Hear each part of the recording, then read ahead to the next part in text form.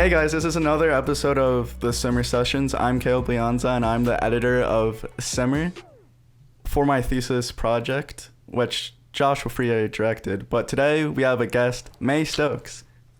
Would you like to introduce yourself? Hi, I'm Mae. I produced Simmer as my thesis project for my senior year.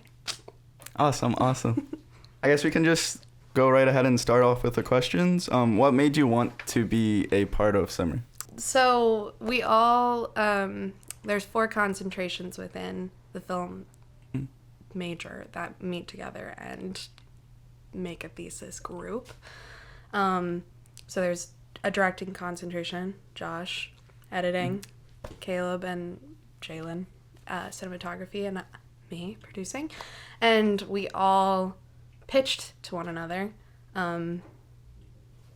our skills, I guess, and like our vibes pretty much, to see if who we wanted to work with, and then like wrote names down for who we wanted to work with. And Josh, first of all, was by far the most prepared of any directors, not in a shady way, not in a shady way whatsoever, but he was like by far the most prepared, and like he really, in his pitch, seemed like he had like a solid vision, and like it was the first script I read, and it was obviously like one of the first iterations of the script, so I knew that things would have to change, but I definitely could see the line of where it would be a great film. And so that's I guess why I chose it. Yeah, put it at the top of my list. How did you prepare for like the later script changes down the line? Because I feel like Josh Boy like coming down like close to the wire when right before we had to shoot, he was like making 1 million script changes. For real. He is, so like he like has so many ideas that like he wanted, and like that changed multiple times. And at a certain, like, I mean, my associate producer and I, Jen, every single time we'd, like, leave a meeting after he just had a new rewrite, we'd be like, oh, God. Oh, my God. But, I mean, what are you going to, like, you just adjust and you just, like, fix. And at a certain point, I was like, no more. Sorry. You can't do it anymore. It's like, over. Like, I have a location set for this day, so it's, like, either you shoot there or you're going to have to find a different day to do it. I don't know. So, but it was, like, we let it, not let it slide, but kind of let it slide for, like, a really long time. And it honestly made it better, because then it's, like, way more, like, thoughtful with, like, all the reiterations. How did your dynamic with Josh change over time? Well, I didn't know anyone, I think, going into this year. That sounds dramatic, but it's like genuinely true. Like, I transferred to Temple my sophomore year, which was 2021, so 2 weeks of school, and then completely online. So I had like my Media 1 class online with the year below me, technically, so I like didn't meet anyone through that. And then whatever, like last year I was like busy doing dumb shit, and I like just really never made like connections with people in the film major. And so I like knew no one going into this, and I was so worried about it. I was like, everyone like knows each other, and like we're pitching to each other, and they're like, oh, there's my friend, we worked on this, whatever. So I was like so nervous, but I mean, Josh is just such a welcoming dude. Like I just felt like we were friends already, like by the time we had our first meeting, but by the end, obviously, even closer. That's so wholesome.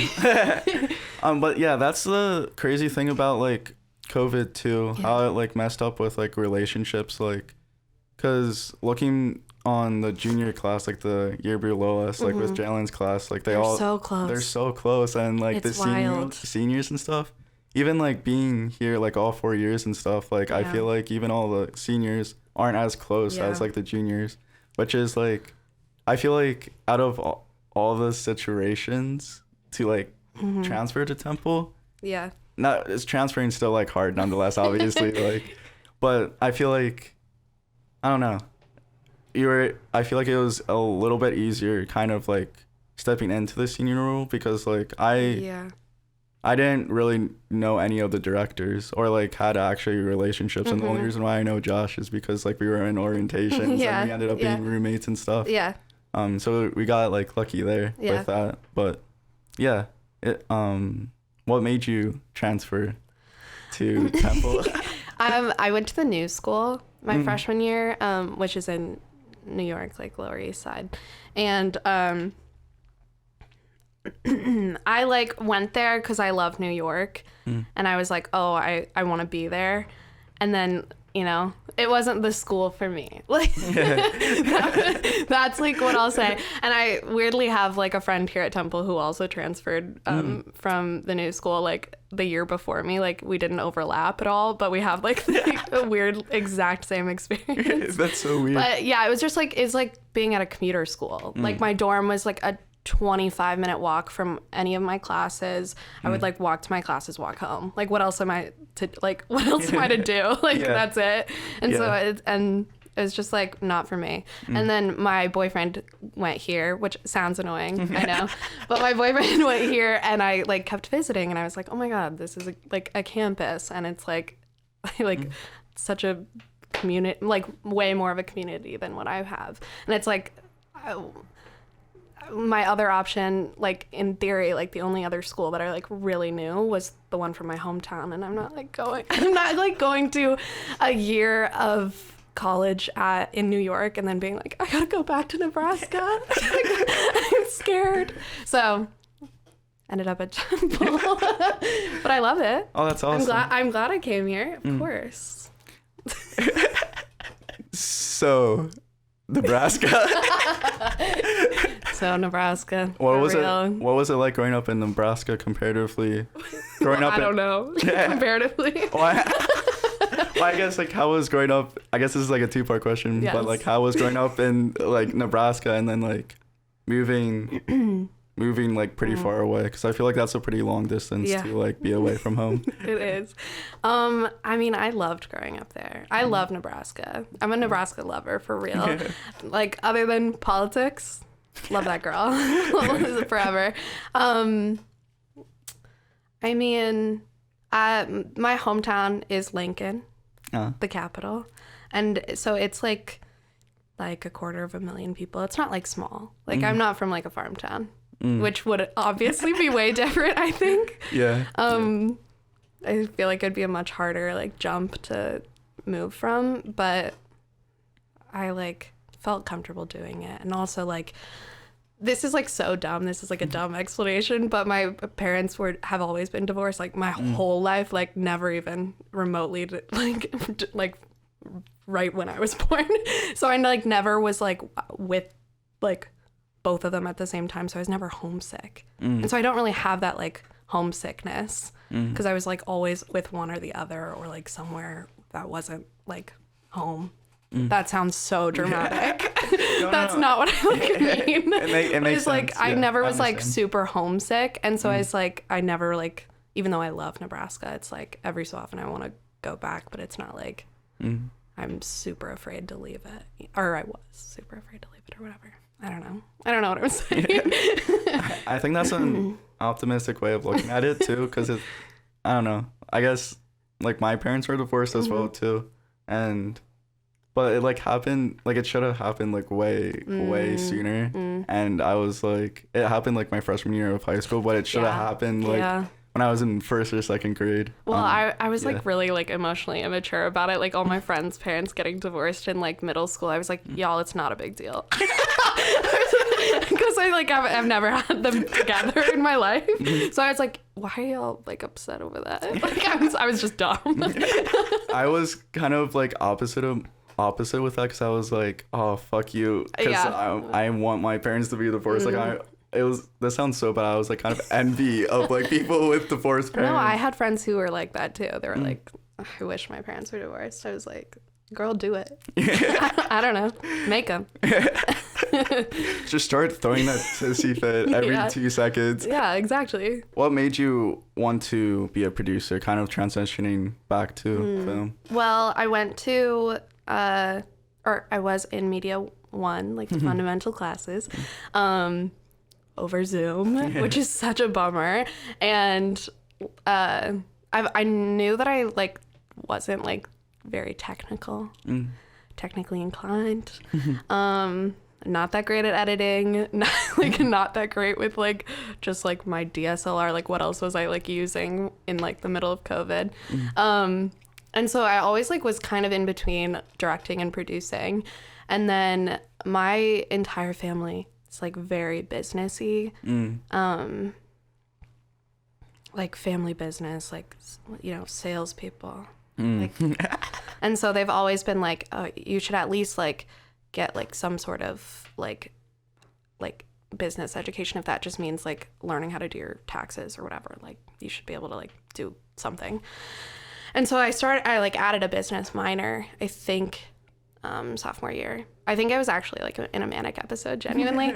So I added this business minor, and then like that week, Leanne came into our class and over Zoom said that like talked about the producing concentration and like what it was, and like I'd never really like looked into it because I was like kind of more like I should direct, and then I like looked into it more and I was like, oh, that's like literally business and like film and the two things I'm doing.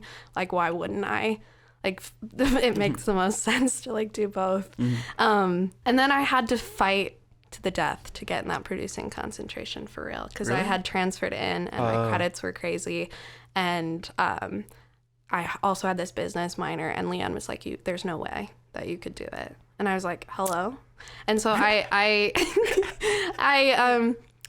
typed out, I think, when do you apply to be in the I think it was like concentrations? Sophomore year? Yeah, sophomore year, like the end of sophomore year, beginning of junior year. So I emailed her what my junior year fall semester would look like, what my junior year spring semester would look like, what my fall senior year would look like, and what my fall or spring senior year would look like. And I said, here's how I would do it.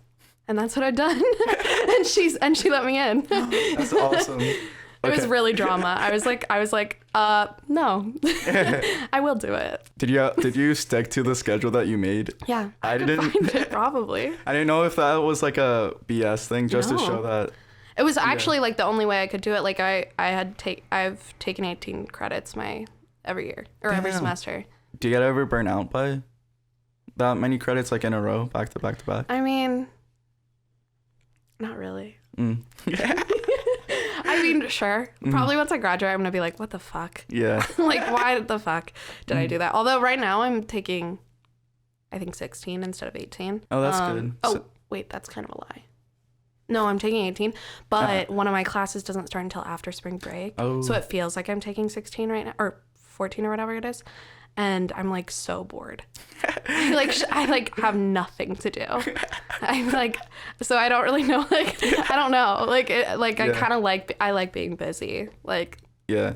That was part of the issue too when I was at the new school. I was like taking like 12 credits my first semester, and I was like, I'm like in my room for 12 hours a day. Yeah. But I go to class for 1 hour. Yeah, I guess that's the nice thing about like 18 credits too, because like I took like 18 credits to start off just so I didn't have like as many credits my senior year.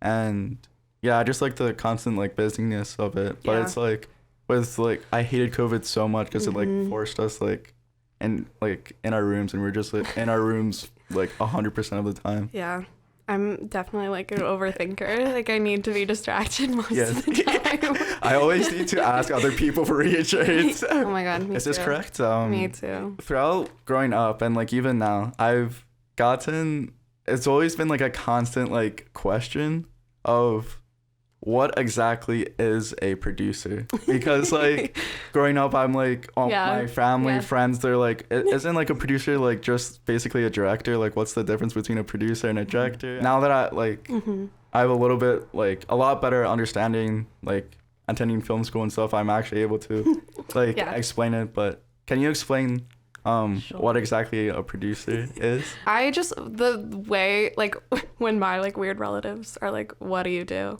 I usually just say it's like the business side of like film, like the like my example, like budgeting, scheduling, like the least the like less fun looking stuff that like is the reason it works out. Like I love, like, it's very big picture, like making sure that the film like works, if that makes sense.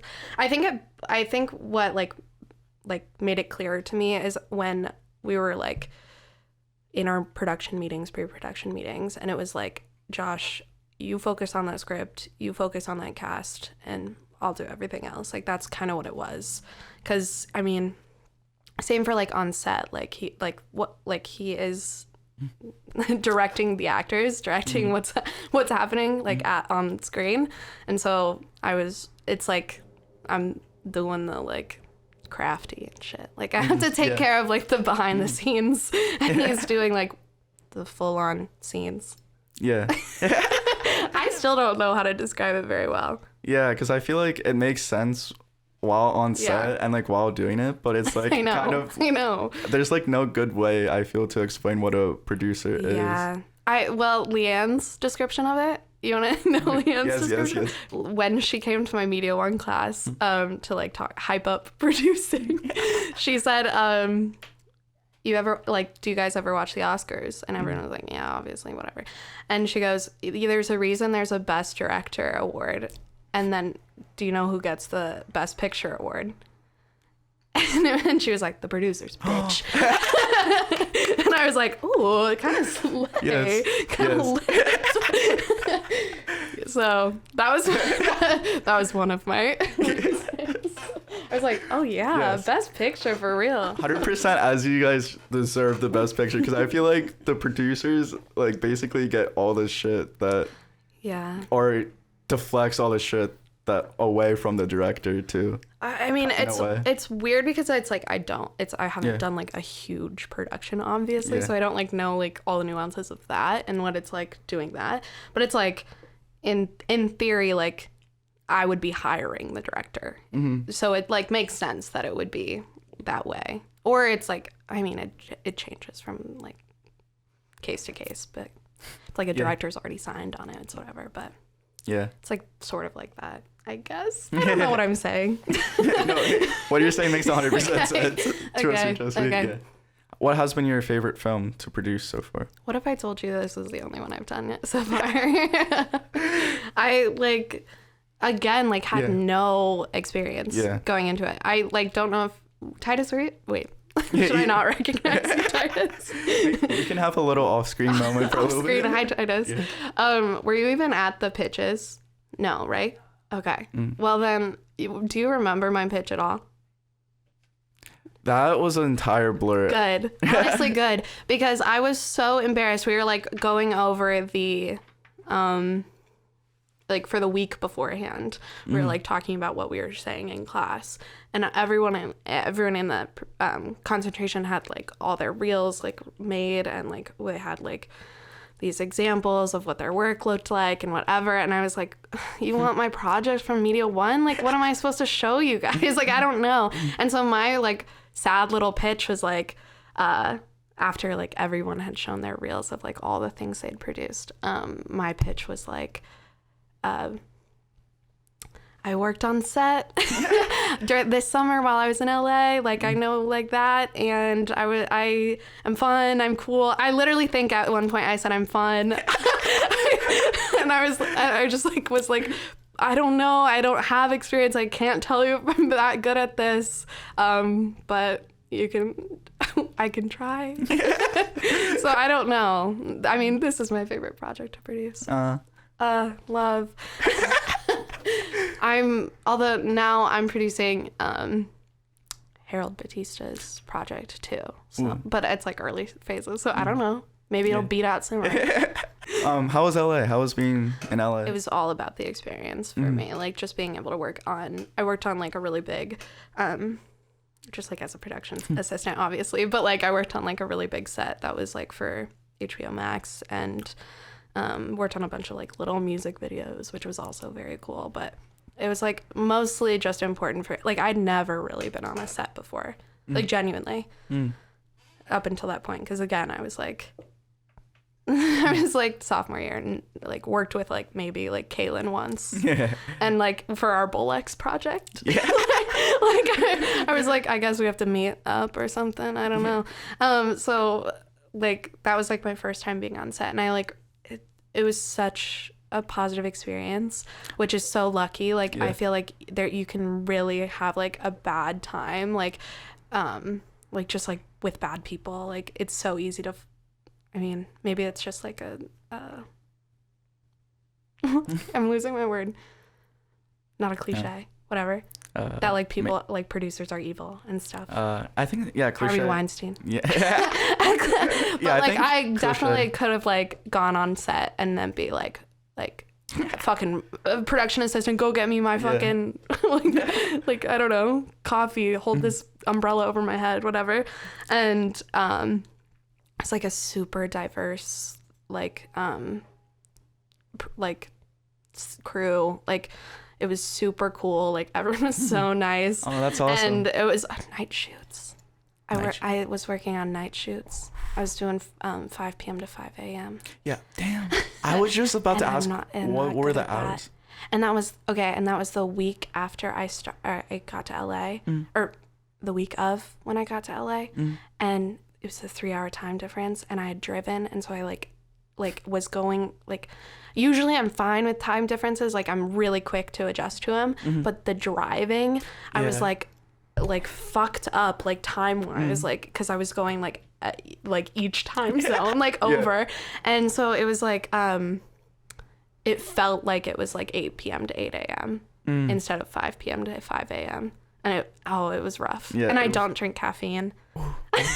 How the hell did you get through it? I'm like, I would be drinking Monsters left and right. I'd be chugging it like nonstop. I don't know. What? Wait, how many days a week was it? 'Cause I'm like, that must have fucked up your schedule. I think it was only I think I only did 6 nights, but it was in a row. 6 nights? What the fuck? I think. That's insane. So you're just. It was rough too, and at first I was like trying to be like, you know, the like super easy. Like, I don't want to be a burden on this crew at all. And so I was like, oh, I'll drive home every night. What the fuck? Why would I do that? And why would I do that is the question. And so I finally got a hotel room like the last 2 nights, because I was like, I am driving home at 5 a.m. like after working 12 hours. Yeah, that doesn't seem safe. No, I need to get better at it, but like I can't sleep in either. Like I like fully like no matter how late I stay up, I will be waking up at like a very certain time, and so I'd get home and wake up at 10, like fall asleep at 6 and wake up at 10. What the fuck? And then I'd go get called like. It was horrible, but it was so like it was like such the adrenaline of being like on set for the first time. Like I feel like if it was like my like 18th time on set, I would have been like, kill me. But I was like, yes, I'm working on a set. I look cool. Was it paid? Yeah. Oh, that's good at least. Yeah. I was just about to ask you, like, were you just like sleeping throughout the day, and like that's insane. But I was like, like I met a bunch of cool like PAs that worked with me too, and they were like had like experience, and so they would just like be like, oh, just go sleep in the van. I'd be like, okay, and they'd be like, keep your earpiece in and wake up if someone needs you. I never did. I was like, that's scary. Like I can't. If someone found me sleeping. Yeah, I would so be terrified to do that. So embarrassing. I would be like, one, I don't think I would be able to wake up if someone was ringing in my ear, because like I feel at that point I would. No, I'm a heavy sleeper. Deep sleep. Yeah, I'm a heavy sleeper. And I move around a lot too, so I would be afraid of the earpiece jumping into my ear and stuff. Yeah. We kind of touched on some of the challenges of the script changes with Josh and how he was constantly changing the scripts all the time. Read him. Would you say that was the hardest challenge of pre-production, or if not, what was? I would say probably the script changes. And like I was just like trying to appease, obviously, like trying to be like the cool producer and not like shoot down every idea. And so every time he brought a script, like I don't think he knew that I had to break it down.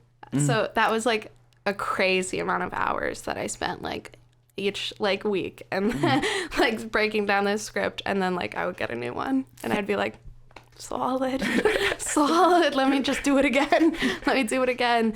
So that was like, we had like we were supposed to have, what if I told you I didn't really do it? We were supposed to have like a log of hours we spent, like doing everything we did producing for our producing class. I'm not one to log any hours. I would need like a clock in, clock out sort of situation. But I did calculate like how long I spent doing certain stuff like meetings or whatever, and and how long I took like breaking down scripts, and then we compared all of our like logs and like where we like lost a bunch of time or like where we spent like a ridiculous amount of time. It was me breaking down the scripts. It was me breaking down the scripts. Like everyone else was like, I like spent so much time like finding these locations, but ours were pretty easy because it was mostly at Temple. And so yeah, mine was really like, it was like a whole of like hours that I spent. And I wasn't like gonna complain like that was like that big of an issue, but it definitely was like something that I was just like not wasting time on, but like each time that it happened I was like, okay, didn't have to do the last one. It's okay. Every time I walked into that meeting, some of the meetings I knew that Josh made changes. You should have texted me beforehand and given me like a life warning. Because I was like, oh my god, Josh. I was like, I remember one of the times walking to one of the meetings, I'm like, everyone's gonna absolutely hate you. Like Mae. He came with a script one time. I was like, he was like, okay, I would like to tell you that I made a new script. And I was like, Josh, you asked. Funny to see like him walking and like telling me like worried about like the changes and script changes and worried about like you guys. No. And I was didn't like, have to worry. I definitely was like over like emphasizing how like when we needed it to be done. Yeah. Because I was just like worried about like everything else falling into place beforehand. Yeah. How do you like deal with people who like are making those changes? Like how are you able to like kind of like take a deep breath? I think I mean I just needed to talk to him. I was like, you can change the dialogue until the last minute. I don't care. I don't care about the dialogue at all. Like why would I? Yeah. What you can't do like crazy different is add 3 pages. He did it anyway though. It's okay. Add 3 pages or like add a location that like I just simply can't get you to. Like he wanted to go to the beach and I was like, I'm sorry, like that is like such a crazy amount of money that you don't like know what it would have to do.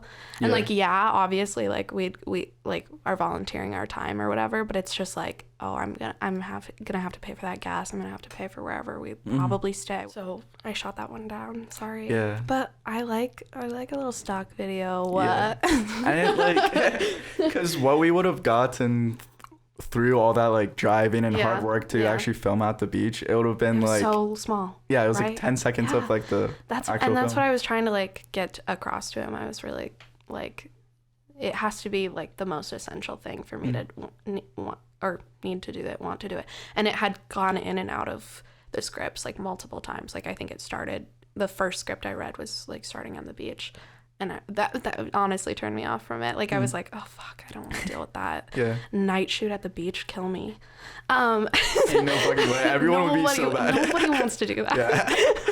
As an editor. And we were shooting in January. I was like, Josh. The ocean's gonna be frozen. Josh, the ocean is frozen, so we can't do it. Actually, I just got called that the ocean is frozen and we can't do it. So sorry. But yeah, I feel like it's just like about communication and like sometimes not to say this, but like sometimes you just gotta fudge the truth a little.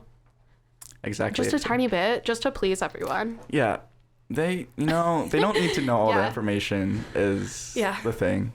It's funny because I feel like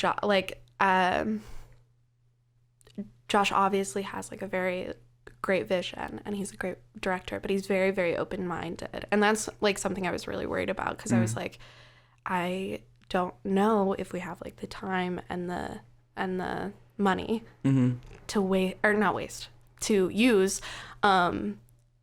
if you have like an idea that you might want to be in it. Or like if somebody has an idea that they told you that you were like, oh, that could be interesting.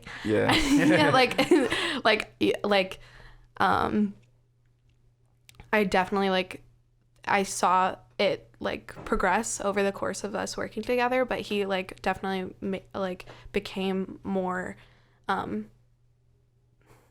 not strict like in his vision, but like I like not like closed-minded. I was saying open-minded as like not a like, but like definitely more like focused in maybe. I guess, and which is a positive because it like definitely would have kept doing these like script reiterations or whatever because like we were getting a lot of critiques like from all over. Like I like wrote critiques of the script. All the producers wrote critiques of the script, and I'm sure like all the directors wrote critiques of each other's scripts, so it's like hard to like just like be like, no, this is what I want to do. So I understand that it was a difficult like way to get focused, but that's the one good thing about Josh, and that's why I love working with Josh, is that the open-mindedness, because like about like the script changes and everything, and being like kind of like flexible, but then like narrowing his focus and realizing that he has to narrow his focus, and like even on set too, like his ability to like change from black and white to color, and like kind of like just by me being like color, do the color. Okay, sure. Throughout time, I'm just like color, yes, color, just keep it. Just keep it. What was the hardest challenge on set? Oh my god, I was so worried about time. And all right, for our first AD, Lizzie was brand new to ADing, had never done it before, and we had the pivotal shoot first, and so that I think was our saving grace, because Lizzie like was during the pivotal scene like shoot was too nervous, because why wouldn't you be? Like it's your first time doing it, you don't really know what you're doing, whatever. And we just had to be like, Lizzie, this is what you gotta do, and like in this pivotal scene just practice it. It's a practice. That's what it is.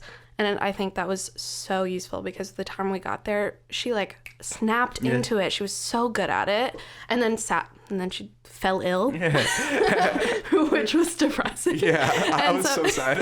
I was like fuck. Oh no. She texted me like I don't know, like 10 p.m. the night. I think it was just after the first day. Is that even right? Yeah, maybe I think second day. And she texted me and she goes, I have 104-degree fever. I was like, fuck. I was like, fuck. God fucking damn it, Lizzie. And Sweet Jen was like, what if you just feel better in the morning? I was like, no, you don't recover from that one like that. I gotta see Jen be like, just feel better. Yeah, you're good. You're good. You look fine. You're what? You're standing. That's something. But then Nathan, who was second AD and was first AD for these few days that she was sick, also rocked it. I didn't know him. I was nervous. Like he hadn't been on this pivotal set, and I was like, oh, that is the reason Lizzie is doing so good. Like in my head, I was like, she got this practice, and now she's like, just like working it. Nathan did great. Lizzie came back. It was great. I was just like, the days of, I was like, oh my God, if we don't get this fucking shot in this 30-second slot, if we don't finish it, like, we're done. We're dead. And so I was just like, on set, that's what I was just like, so worried about. But it was like never an issue. So it's like, I just need to chill. I was like, every single time. Knowing how Josh thinks, I was expecting us going like an hour or two overtime, and that's what I was expecting. And I was just thinking, like, you did such a good like job, like keeping everyone like in focus too, and like Lizzie did too. And that was so sad with Lizzie like being sick, as like I saw so sad about like it. there was, like you were saying, it was like such a drastic like change for her, from the pivotal to like being on set, and I was like rooting for her. I was like, oh my gosh, you're doing so good. And I know, she did such an amazing job. Mm-hmm.